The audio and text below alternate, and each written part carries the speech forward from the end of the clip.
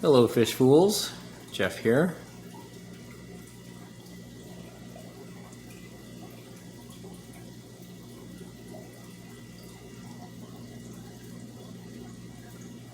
Check this out right here. Scurrying around, there it is. That is a Corydoras fry.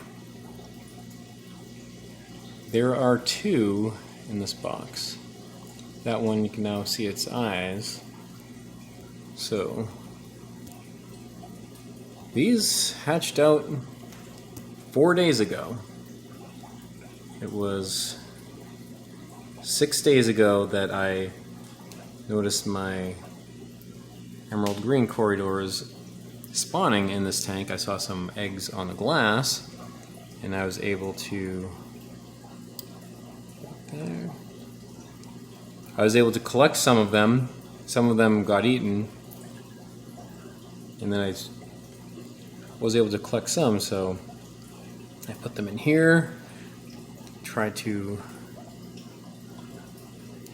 attempt to let them hatch out in here, and then at the same time I found an egg in my 29-gallon tank where I have panda Corydoras, so I put that Corydoras egg in here.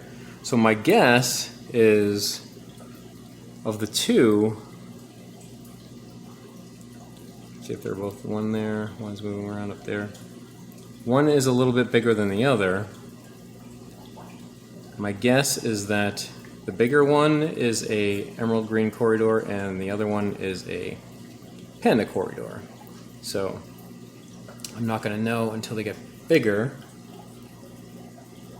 And you can see right here, fungus, I need to pull this out on these eggs. So when I did attempt to handle them, I just scraped them off the emerald green Corydoras eggs with a razor blade, and then when I was trying to get them off with my fingers, they're so delicate, and I think I damaged them.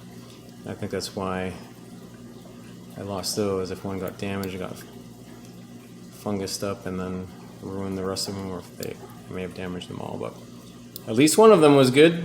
Two. One of the emerald green Corydoras. I think the other one, the egg was attached to this strand of subwasser tank, so that was easier to handle. So I just pulled out the plant strand and just dropped it in here, as opposed to the others that I scraped off. But yeah, so I have two Corydoras in here. Once they hatch out, they have their yolk sacs, so they feed off those. I believe those last a couple days, so after the third day I just added tried to feed them with Hikari First Bites. So we'll see if I'll be able to keep them alive, hopefully, until they're big enough to not get eaten, then I can let them go into tanks.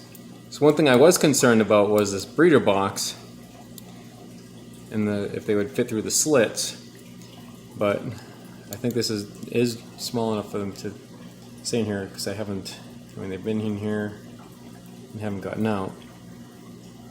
Because as compared to another breeder box I have, it is noticeably bigger slits that would still contain guppy fry or platy fry, but these things, when they first hatched out, they were so tiny.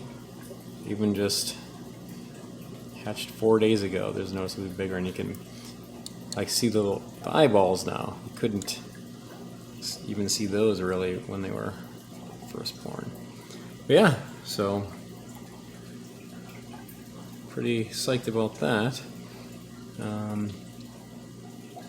This is the second time trying to raise Corydoras fry. First time was my pygmy Corydoras. I collected 8 eggs, 8 hatched out, but I was not able to keep them alive except for one that lived for about 2 months, big enough that I moved it to another tank, and it seemed fine at first, but then it just disappeared, so that was unfortunate. But yeah, it's good to know that I was able to get these to hatch out and really didn't make any effort to try to get these to spawn. They just did it on their own in the tanks, but it's encouraging, and maybe I can try to do it again and do some water temperature manipulation, because I am now convinced that cool water does trigger spawning.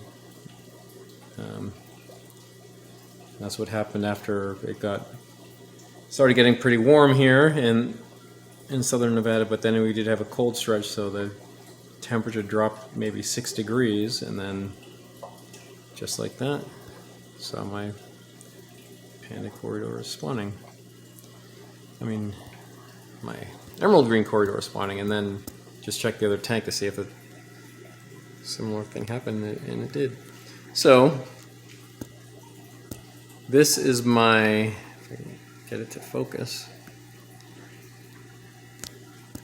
my 84-gallon 6-foot aquarium.